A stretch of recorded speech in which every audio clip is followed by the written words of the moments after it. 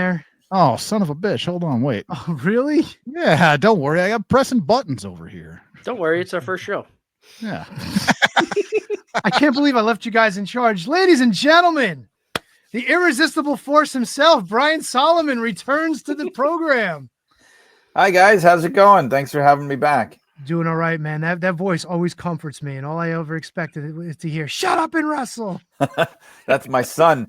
If he was here, I would have him say it right now. He's out at karate right now, but he might come back before we finish. Brian Solomon, creating warriors for the future. I love it. I love it. No mercy. It's for the weak. Strike first. Strike hard. Sweep the leg. So how you been? I heard you've been pretty busy. Yeah, you could say that. Kind of busy. I'm in the middle of recording the audiobook for Irresistible Force, The Life and Times of Gorilla Monsoon. Actually, I expect to finish it tomorrow. And I'm getting sick of the sound of my own voice, to be honest. I really am. Because I've been recording this book now for a couple of weeks and doing my own podcast. And now I'm starting to do all these appearances to promote the book, which is fantastic. But I'm just getting disgusted with myself. I just am annoying myself with my own voice. So, I'll get over it. I'll get over it. Well, I'm glad you would, and it's glad to hear that you're finally wrapping up on the audio portion. I know you've been talking about it, and I know it's got to be a bit of a slog. But we probably talked about it last time, but just to freshen up, do you prefer doing the audio yourself for your books? You feel like you can do it justice more than anybody else? Absolutely. In fact, I try to insist on it. I don't want other people doing it.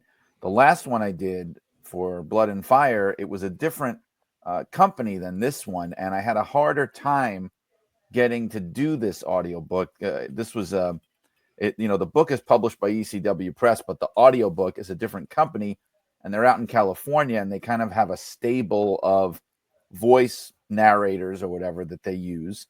And so I had to sell them on having me do it because they were just going to use one of their people, and they started saying, send us a list of every name or word in the entire book that you think our narrator might not know how to pronounce. And I'm going like, okay, why don't you just have me do it? I mean, do you know how long it's going to take for me to do that? And they were like, well, do you have experience? And I said, okay, I do a podcast every week. Can you read? Do you even know me? I'm a teacher. I'm a public speaker. I did the last audiobook for my last book. Yes, I think I could. And they made me send a demo, so I had to do like a sample. And they finally let me do it, and I'm glad. I mean, I really had to jump through some hoops, but it's very important to me because you hear so many times horror stories about audiobooks where people, everything is wrong and everything's mispronounced and it distracts people and everything. And, I definitely don't want that. If you could choose somebody outside, like you're not going to do your audiobook, but you could pick somebody handpicked. Who would you pick to read one of your books? You sound like that audiobook company because that was one of the questions they asked me. I don't they were like, that's what they said to me. Ideally, what kind of a voice would you like? And I'm thinking mine, but they were like, is there an actor or somebody? And the funny thing is, in my head, the person I have in my head is dead, so they can't do it. But ideally, it would be like the narration, the Ray Liotta narration from Goodfellas. That would be the most perfect voice I could imagine for this book. But as far as living people, I forget. I actually had somebody that I thought would be great. Oh, you know who I like to? Keith David, the guy who does a lot of the Ken Burns documentaries. You'd recognize his voice in a second. He actually even did one for WWE. He did the history of the World Heavyweight Championship. If you ever heard that one, that documentary they did, he's the guy, and he's just got a great voice. Our friend Julio chimes in. Paul Bearer, would you have Paul?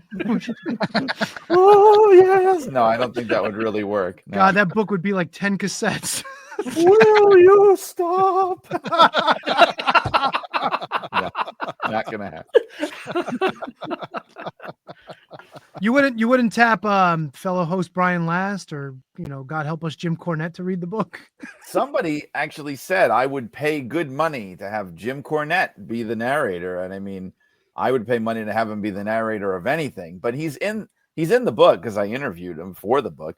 But the other thing I kept hearing was, I'm good friends with Joe Murata, who does the Our Vantage Point podcast, and he's obsessed with Gorilla Monsoon, and he does those Gorilla Monsoon AI podcasts that everybody was going crazy for, which Amazing. are hilarious. Yep.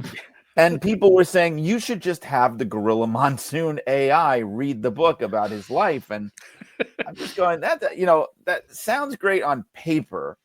It's very morbid and disturbing, and I can't even imagine what his family would think. So I'm just like, maybe not. I've heard AI read books too, and some of the pronunciations just aren't there. So I can't imagine Monsoon reading his own book and just pronouncing everything wrong. I mean, I wouldn't be against him doing like a little section as a promo or a gag. Actually, Joe did one like that for me where it's Gorilla and he's on the set of, one of the shows, and he's talking about my book and telling people to buy it. It's very, very weird, but I liked it. See, I would put Gorilla in the middle of like one of the chapters, and then he just takes over and he gets really aggravated with whatever he's reading. And he goes, "Who wrote this shit? I'm done." And like, you just hear footsteps and a door slam. Great. I'll have you thrown out of here. Yeah. This book is a miscarriage of justice. This book went to the well once too often. This book was not excellently executed. Speaking of, actually, I should say, I keep forgetting to mention this all the time, and it's actually one of the biggest selling points of the book. The foreword is by Bret Hart. Oh, that's awesome. I was thrilled. I'm grateful to his brother Ross, who made the introduction to Bret. I mean, I had spoken to him briefly back when I worked at WWE, but that was a very long time ago. So to get him on board, I didn't realize until it was Ross who was telling me the connection with the Hart family and Gorilla Monsoon and how close they were. And that's when I started thinking, well, it should be Bret. That would be great to get him to do it. Yeah, I remember you had a bunch of audio from your time when you worked at WWF, from when you were doing interviews for WWF magazine. I think famously there was one with Roddy Piper that I remember you playing, right? Did you and I don't remember, so I'll find out anyway. Did you ever have a chance to sit with Gorilla Monsoon back in the day while you were working there? No. In fact, in the introduction to the book, I talk about that. I started there in February 2000. Oh, okay. And Gotcha. My first interview was in October 1999. They kind of strung me along for a few months, but October 99. And what I didn't realize it at the time, but it was like 10 days after Gorilla Monsoon's funeral. And he had been coming into the TV studio right up until September. So I really just missed him. But there were so many people that I worked with that, knew him and worked with him. And I would hear so many stories. And so, I mean, I got really close. I mean, I met Freddie Blassie. I met Arnold Skoland. I got to, meet people like that. But Gorilla, I missed. It's so awesome how many connections you got to make with all these legends. What goes into the thought process once you're finished with the Sheik book, or maybe while you're doing the Sheik book, that you decided that Gorilla Monsoon was going to be your next topic to tackle? Well, I did a little detour in between. I published a book in 2023 called Superheroes, the history of a pop culture phenomenon from Ant-Man to Zorro. And that was kind of a book. I pitched that and the Sheik book at the same time to two different publishing companies. Kids never do that because they both said yes, but like about 6 months apart. So I'm starting the Sheik book thinking, I guess nothing's coming around with that Superheroes book. And then a few months later, they come to me, we want to do the Superheroes book. So I did them right on top of each other, but I didn't plan it that way. But I was thinking about what my next wrestling book was going to be. And are you guys familiar? I have to give this man credit. Are you guys familiar with Dr. Mike Lano? Oh, of course. Okay. The legend. Yeah, he's an interesting character Sure in the world is. of wrestling and photography and fandom. He's an interesting, unusual guy. But I will not, I have to say it because I even mentioned it in the acknowledgments. He had me on his podcast talking about Blood and Fire. and we were spitballing on that show about, hey, what's your next book going to be? And I had some thoughts and ideas. And he's the one who said, what about Gorilla Monsoon? And a light bulb went off in my head, because here's the thing. I like to have, I'm one of these crazy people as a writer. I actually like to have a lot of people read my work. It's very important to me. I'm not one of these, sometimes you get people who say, like, I don't care, who reads it or whatever, as long as, the work's what's important to me. It's very important to me to reach a big readership. I think I got spoiled by working at WWE. And so what I like about Gorilla Monsoon and why that appealed to me is he's a major figure from, the Hulkamania era that everybody knows who watched wrestling then. And even if you're too young, you still have a kind of an idea of who he was. His voice is all over all these documentaries and things. Yep. But at the same time, his career goes back so far that I could talk about the 60s, the 70s. I could talk about the territories, Bruno Sammartino. There were all these things that I could talk about that I'm most interested in without having to worry, oh my God, nobody's going to want to read this book about wrestling in the 60s and about people they don't know, because the name value of Gorilla Monsoon will carry the book. So that's what I loved about the idea, that I could write about old school wrestling, but it was in a package that I know that fans of all ages would be interested in picking up. What's your favorite role that Gorilla played in the wrestling business? Was it wrestler in the 60s? Was it in the 70s where he started speaking and started changing? Was it in the 80s when he's sitting on commentary with Jesse Ventura? Was it his run as president of the WWF?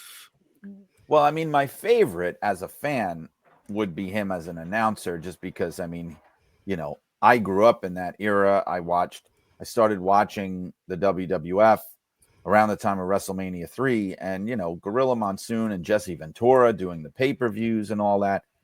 That was my thing. But what I'm most interested in, especially now, and what I wanted to write about the most, was the fact that he was the part owner of the company at one time, and the behind the scenes stuff that went into that, because fans never really knew. And by the time Vince took over, that was done. He was bought out and everything. But I mean, he spent 13 years as a 20 to 25% owner of that company. And I also found out that he was originally intended to be the successor. He was supposed to take over. So there was a lot of politics and things, more than people realized, that were going on behind the scenes. So that's what really hooked me in. That is unbelievably fascinating. I had no idea about that. Was there anything that you learned about Gorilla along the way that didn't make it into the book, that if you were to go back, oh boy, I could maybe gotten this story in there, but didn't quite make it? I tried so much to squeeze every little thing I could into this book. In fact, I would make a conscious effort. I talked to a friend of mine named Tom Carlucci, and he used to work there. And he was Gorilla Monsoon's driver for a while. And he would give me these crazy random bits of trivia. Like, I remember one time he told me, you know what Gorilla liked to listen to in the car when we'd be driving in the rental car? He goes, Richard Pryor.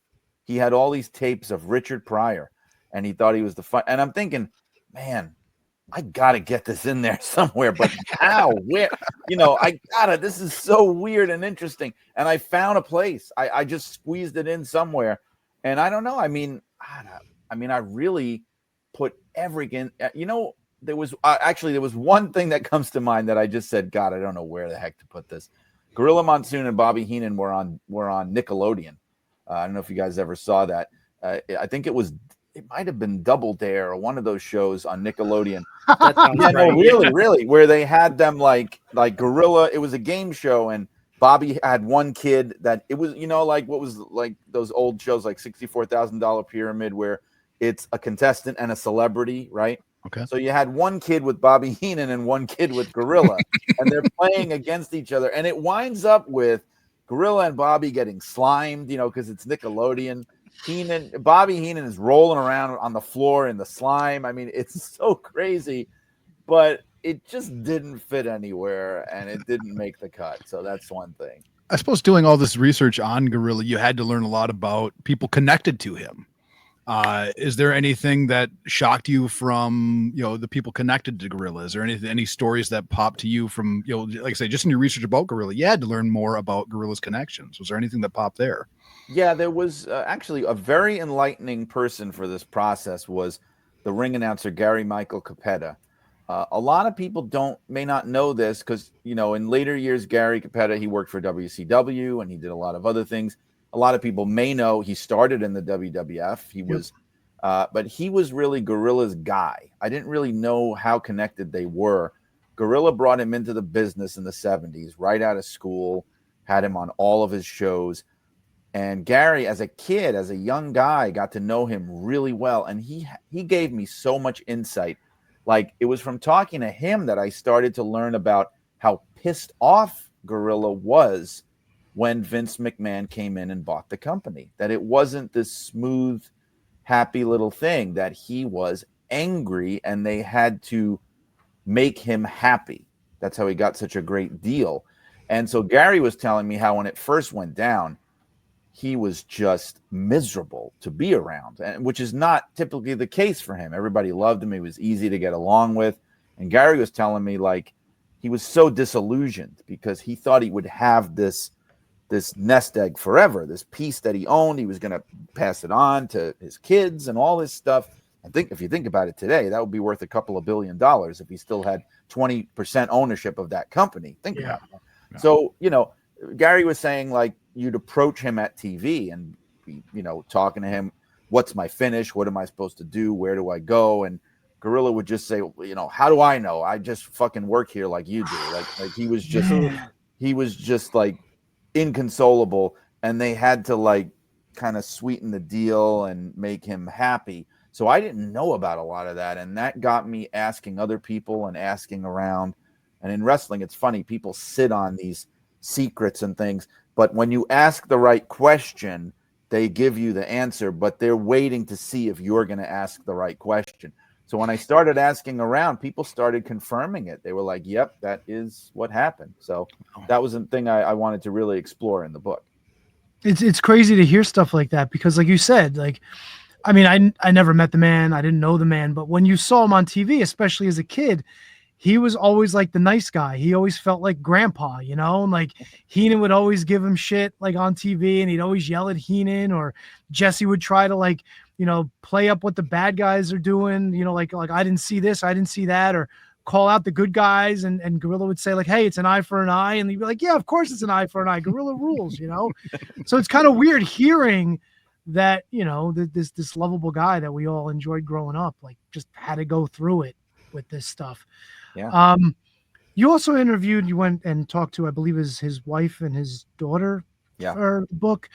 What's it like when you approach them like, hey, I want to write a book about your husband or about your dad. I want to write a book about Gorilla. How's that process? They were great, and they made the difference in this book, because with the Sheik book, I did not have family involvement. That was very difficult. They wanted no part of it. And I'm sorry about that it's a shame. I wish they'd been on board, but they weren't. But this book was completely different. And, I just tried to reach out to them. I found Valerie, his daughter. She was kind of the contact person because I knew that Maureen was old and not in the greatest health, his wife. And I found Valerie and I reached out to her, and it was like, I had to kind of prove myself, you know what I mean? That I was serious and that I, was not looking to, sometimes the families are nervous. Like, what do you want to write about? And I know when she brought it to Maureen was nervous at first. She's very old fashioned. And there were things like she was nervous about people knowing about Joey Morella and his issues with drugs, or, Gorilla and Maureen were both married before they married each other. And Maureen, thought, what are people going to think? And, I think their daughter Valerie was born before they got married. And, she's an old fashioned lady. So she's nervous about these things getting out there. And first of all, Valerie was like, look, Mom, everybody knows a lot of these things already. Like they, this isn't like some huge deal. And I think when they met me, that's when they started really understanding. Like I went over there 2 different times to her apartment before she passed away, and we talked, and they showed me photos, and I interviewed them and things, and they started to see, I think, that I was serious and I was legit, and I wanted to really do the best job I could. And then they opened up, and the book would be nowhere near what it is without them. I know, and the guys hate when I say this. I dabbled in commentary for a little while, and I know that I like, even when it was like just a show every couple of months, I always did my homework. I made sure I knew who the wrestlers were. I knew what their backstories were, like maybe just some things about them that I could pepper in while I was calling a match.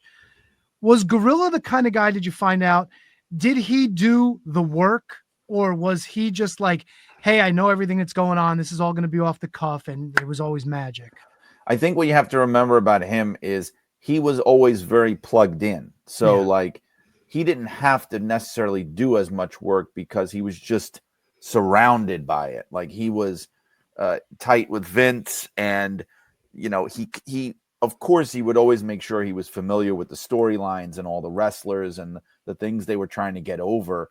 But it was almost like this intuitive thing just from being such an integral part of the company, that he kind of knew the things to say and what they were trying to get over. He was very professional about it, and he was very good at ad-libbing. A lot of the people that told me that worked on primetime and things like that would say it was just them talking. Like they had a run sheet, they knew the things they had to talk about and the matches and what was, and then they just did it. Like they just had a natural improvisational skill that I think a lot of the announcers today just don't have. I know you talked about him being angry with the whole Vince and the ownership, you know, of the company fiasco. Was there anything that you found out that really ticked him off outside of that? Like, was there something that you learned in your research that really set him off? Maybe it was an angle that he was involved in, or something that was done on TV or at a show somewhere, or anything backstage? Yeah, there's a few things like that. There was a story about Dynamite Kid hazing Joey Morella. He drugged him and shaved his eyebrows and his hair off. Oh, and I mean, who you know, you want to talk about a guy who's out of his mind when you know whose father, you know who his father is. Why would you do that? You know? Yeah. And so he was absolutely furious about that. I know that, and because they had to keep Joey off TV till his hair grew back, he couldn't even work. So there was that, and another thing, a big one actually. So I don't know if you know, but at one point, Gorilla Monsoon was part owner in Puerto Rico as well. Yeah. In Carlos Colon's promotion. And he, around the time, not long after he sold his ownership stakes, he still had a good relationship with them. And the WWF, when they were expanding in 1985, one place they were staying away from was Puerto Rico because of Gorilla's connection there. You know, they didn't want to do that. But there was a guy that worked there, Jim Troy, who was like an assistant to Vince McMahon, who didn't really know all the ins and outs.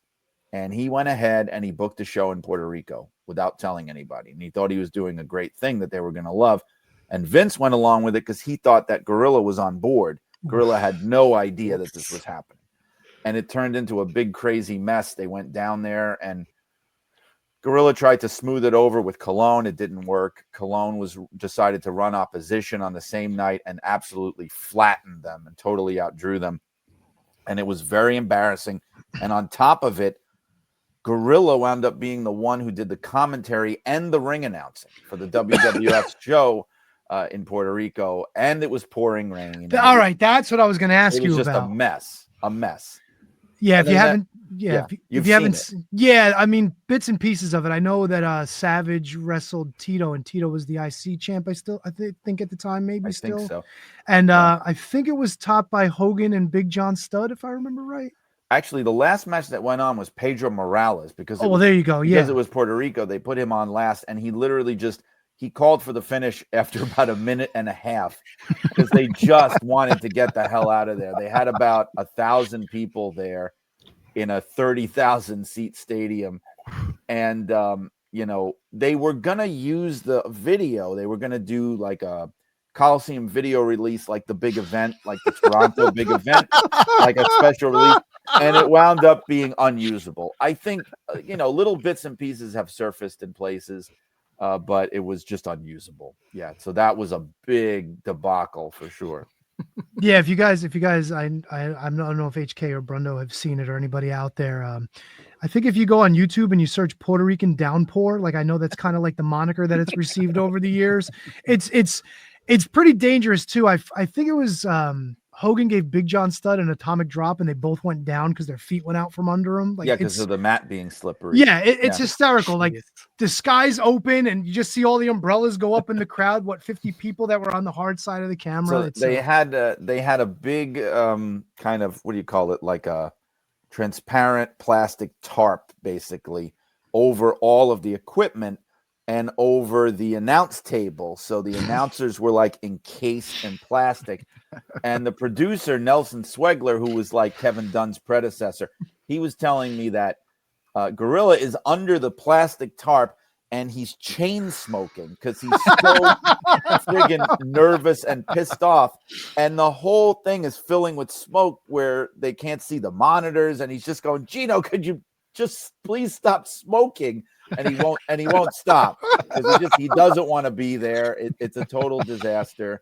Like a really small crowd. It was just embarrassing. Oh, and actually one last detail about that was, so they had Wendy Richter there, and Wendy Richter had Cyndi Lauper with her.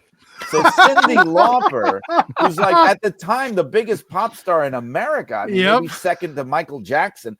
And she is in the middle of this going, what the hell is happening? Like there's a promotional war going on.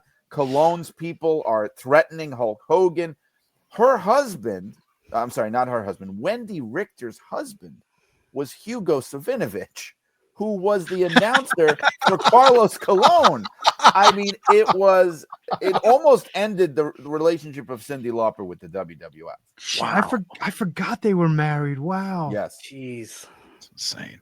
It's insane. I got to ask, because these are the things that kind of intrigue me every now and again, especially with somebody that does such a deep dive on a guy like Gorilla Monsoon. Did you find like just basic shit, like shit that you would ask them, like on a first date, like what was Gorilla's favorite drink? What was his favorite food? Who was his favorite wrestler? What did you find this type of shit out about Gorilla? I did exactly that, and I found out from his daughter. And actually, it's funny you asked me that because there are some things that didn't make it in the book. Like I found out that one of his favorite movies was One Flew Over the Cuckoo's Nest. So that's awesome. And he also loved the movie Grease. And his daughter said to me that he waited and waited. Like his favorite part was when Olivia Newton-John comes out at the end and she's all like slutty and with the leather jacket. And like that was like, you couldn't even talk to him when that part of the movie happened. So she said that. She told me what brand of cigarettes he smoked, Cool Menthols. I wanted to know that. His favorite thing, apparently, like his favorite guilty pleasure, like to sit down and eat, was he liked to have peanut butter sandwiches with a glass of orange soda. Okay. Now, if you looked at him, you could kind of understand why he ate whatever he felt like eating. But she said this was his favorite thing. A peanut butter sandwich and a glass of orange soda would make him, the happiest guy in the world. So I found out stuff like that, like his taste in music was interesting because, he was Italian. He was Italian-American. And he came from, he was born in the 30s. So he was kind of from that generation, grew up during World War II and everything. And so, loved Sinatra, loved Tony Bennett, loved Nat King Cole and all that kind of music. And, he would, and Italian opera too. He was a big fan of opera, and he used to be able to sing, which I don't think a lot of people know. Yeah. So stuff like that. So we got Gorilla Monsoon. We got Jimmy Hart. We got Mean Gene. Like there were quite a few crooners in the WWF in the 80s. Mean Gene was in a vocal group, you know that, right? Yeah. Well, Jimmy Hart was too, actually, the Gentrys. I have the 45 of Jimmy Hart, the Gentrys still. Keep on dancing. And Mean Gene, I forget the name of the group. I don't think they really had any success or anything, but he did sing.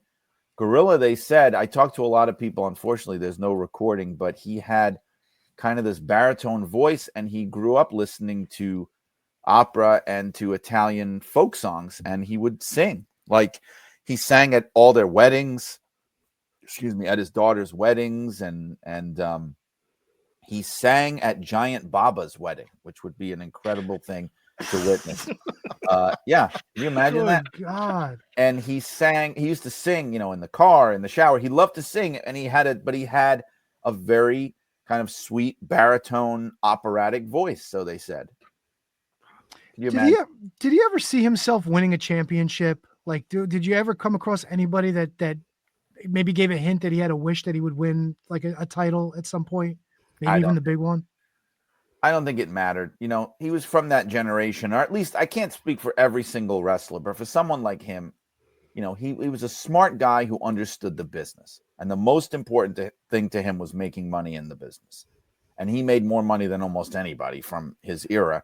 So what in the world would he have to complain about? You know what I mean? Like he was one of the biggest attractions. He was plugged in, had points on the company. He's not going to sit there and go like, I wish I was the world champion. It's just, it wouldn't be something that I'm not saying there weren't wrestlers that thought that way. I mean, certainly like with the NWA title, there was a certain amount of prestige in the business and you wanted to be the guy who had it. But, Gorilla understood his place.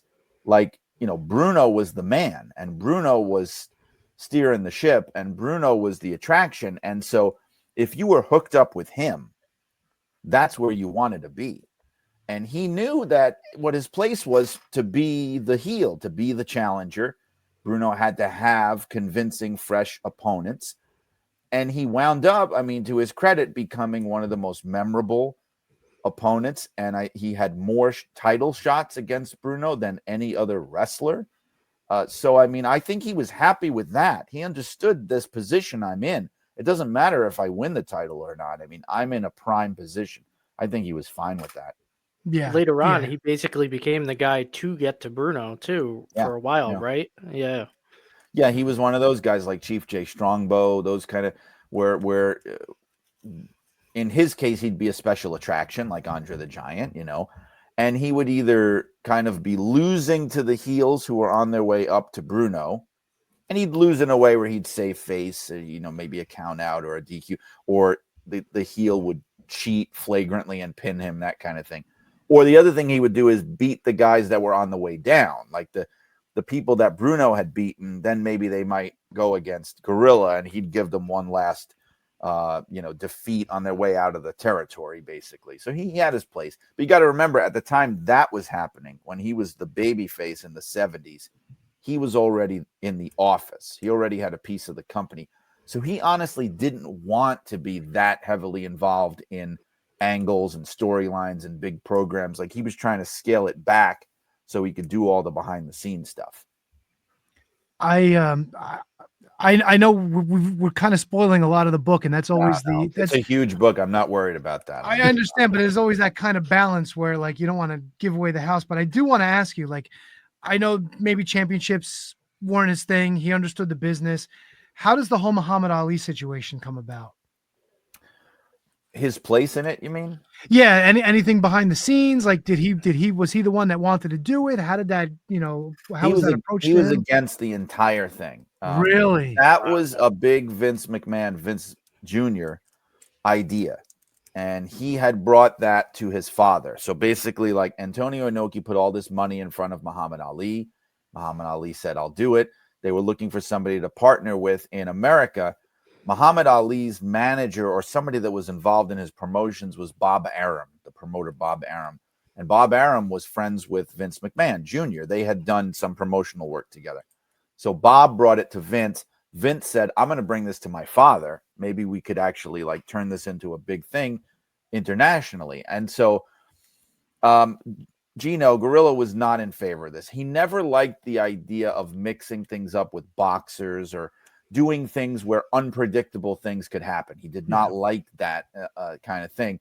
So, but once they were committed, he wanted to help it try to be as much of a success as it could be. So they had a thought, because in those days, the thinking for most sports fans, if you were a boxing fan or if you liked boxing and wrestling or whatever, the thought was that, the boxer was going to kill the wrestler. He'd have no chance.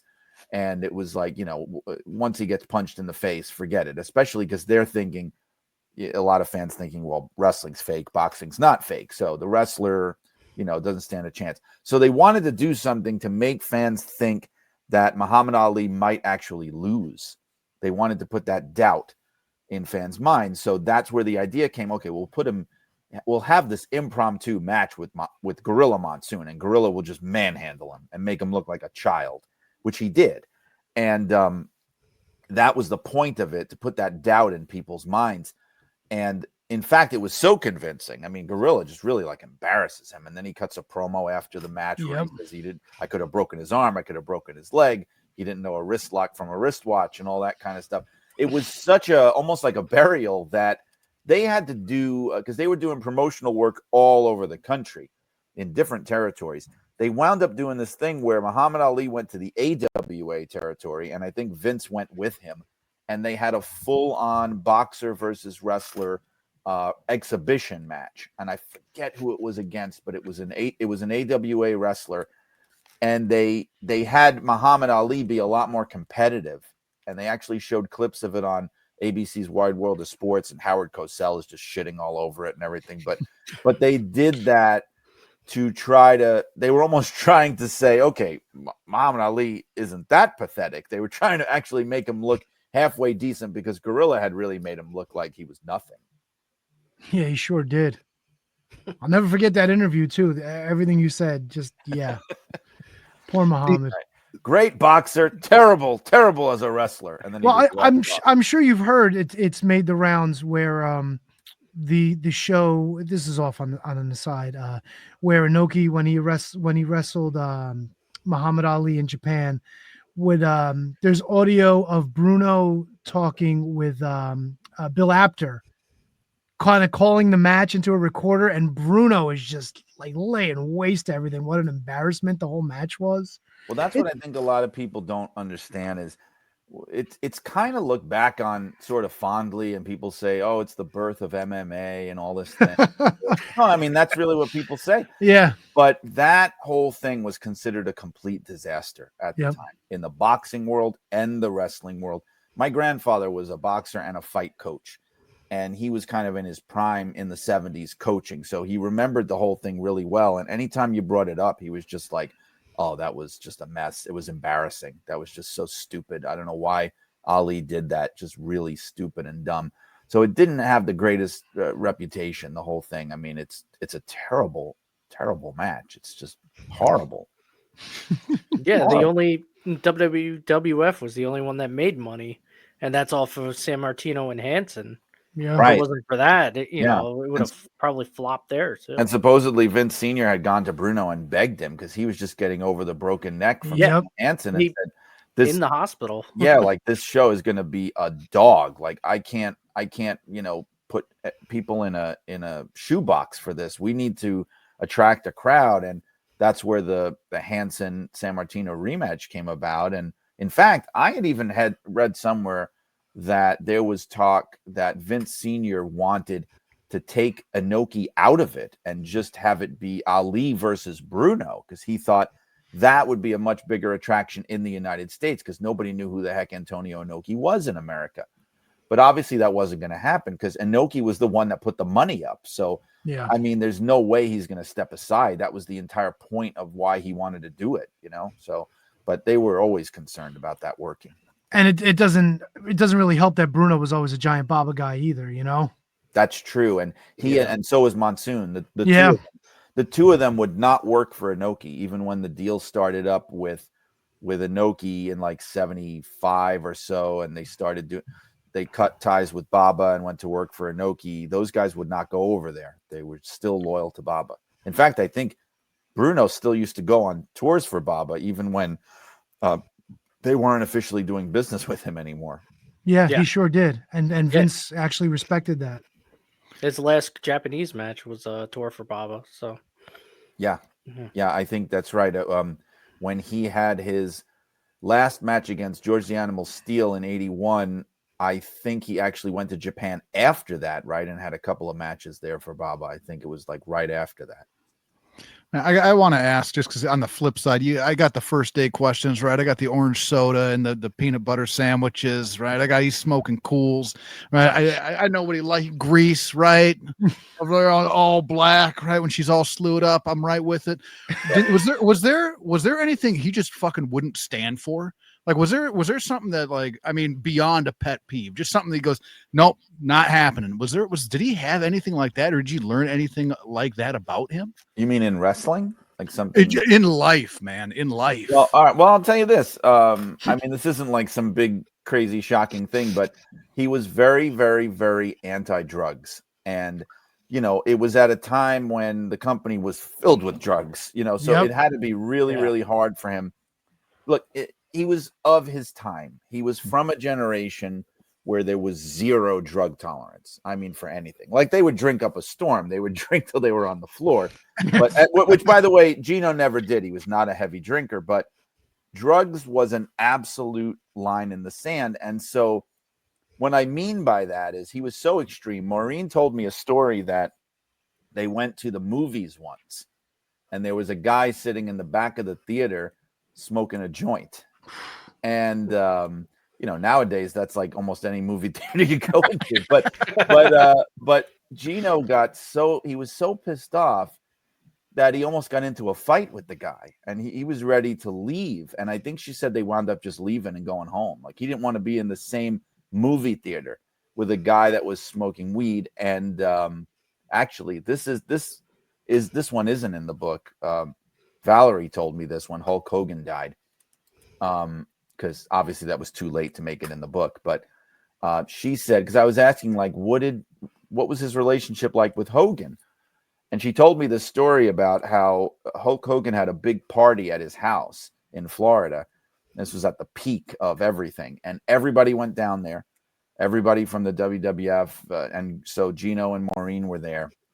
And at one point in the party, everybody went upstairs, and they were all doing drugs, probably coke. I don't know. They were all going upstairs and doing drugs.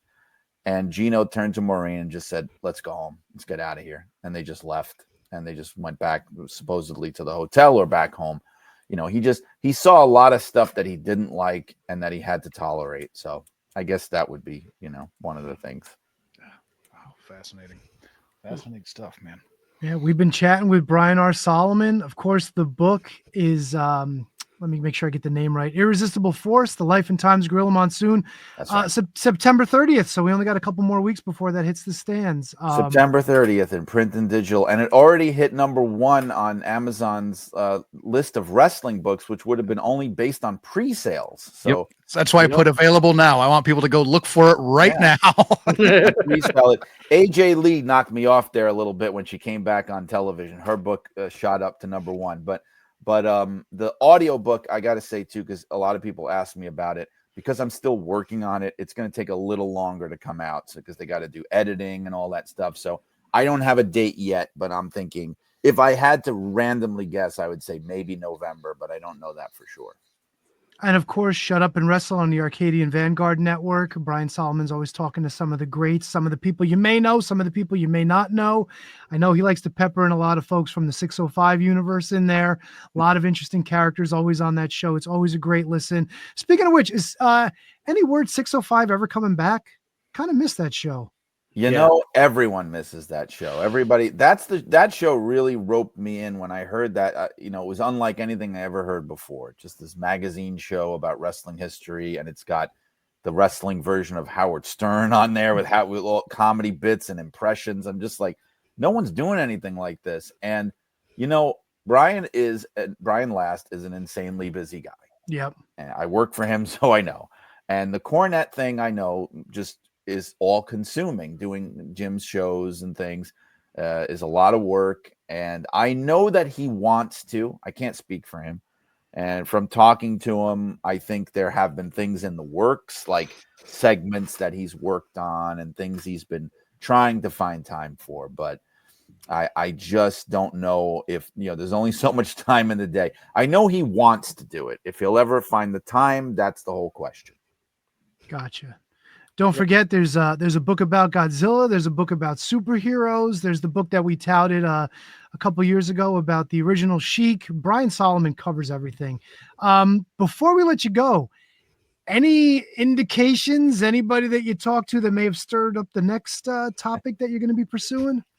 I don't even want to say, because I've really been enjoying the break from books, because I did those 3 books right on top of each other without a break. And I'm waiting until this whole thing dies down before I even start anything.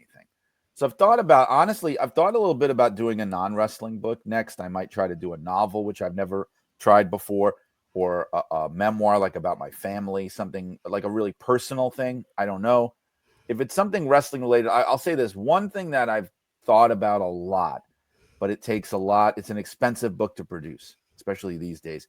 I would love to do a coffee table book, like an art book, except about wrestling magazines, the history of wrestling magazines. You know how you see those ones they do about comic books, those big giant hardcovers, and they take you through all the classic covers and the layouts. Like, I would love to do that with wrestling magazines, and I've tried to pitch it, but like I said, very expensive, because it's got to be hardcover, nice slick paper, the whole thing, big in size. And then they're thinking, like, are enough people going to buy this to justify the cost? So I don't know if that'll ever happen, but I'd love to. That's one of my top wrestling ideas of what to do, for sure.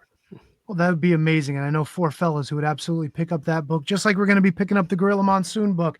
At Brian R. Solomon on the Twitter machine, patreon.com/shutupandwrestle. Like I told you, I listen to the show. I can't recommend it enough. It's a great show. I can't recommend Brian Solomon's literary style enough. Make sure you get on that Gorilla Monsoon book, September 30th. And then the audio copy is going to be coming somewhere too. Pick up both. Drive around. Listen to Brian. He's got a soothing voice. Thank you, guys. Thank you so much. Thanks for soothing us. All right. My pleasure. Happy to do it. Thanks again, Brian. Good luck with everything. I'm sure the book is going to do just fine by all the indications, and keep on keeping on, brother. Thanks for joining us. Thank you, guys. So long. Thanks for having me. Bye-bye. Thanks, Brian. Be well. Brian Solomon, a gem in the wrestling world. Oh, that was so great. It's so amazing. He's awesome. What an interview.